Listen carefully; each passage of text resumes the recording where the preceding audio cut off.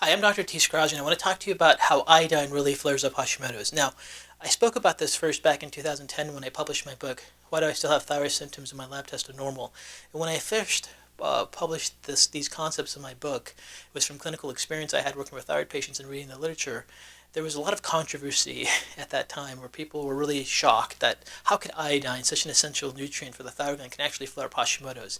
But really, since then, and in the past 10 years, there has been an explosion of research where they've looked at epidemiological studies, prospective studies, retrospective studies, and even clinical trials where they do iodine restriction to show that iodine dramatically flares up Hashimoto's. So although iodine is necessary for the thyroid gland to produce thyroid hormones, we also know that if you take exogenous iodine or have a diet very high in iodine, iodine helps synthesize the production of TPO, and the autoimmune response is against TPO. So one of the key things is to really understand that iodine can be a major trigger.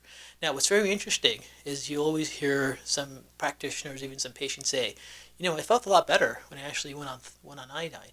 And to us, that's an immediate red flag. So one of the things that happens when people take iodine is studies have clearly shown that there's an inflammatory reaction that takes place from the thyroid gland. Because as you increase iodine, you increase TPO, and then the immune system attacks TPO in the thyroid gland, and the surrounding follicular cells that are producing thyroid hormones then release some thyroid hormones into systemic circulation. And if you have an increase in T3 in your systemic circulation, you may feel a little bit better. So it's not uncommon for us to hear someone say, I took iodine and my energy levels went up, and my metabolism felt a lot better since I started taking iodine. But in fact, when we look at their lab markers, we can see their thyroid antibodies just skyrocket. So what I want to do is I want to go over all the latest research with you about iodine and how it impacts Hashimoto's, and then also talk about some of these theoretical models of how iodine in combination with things like selenium or other types of compounds, it can counteract that. That's really not accurate. And really make sure that you totally understand how iodine plays its role with Hashimoto's. When should you do iodine restriction? Should you do an iodine restriction food?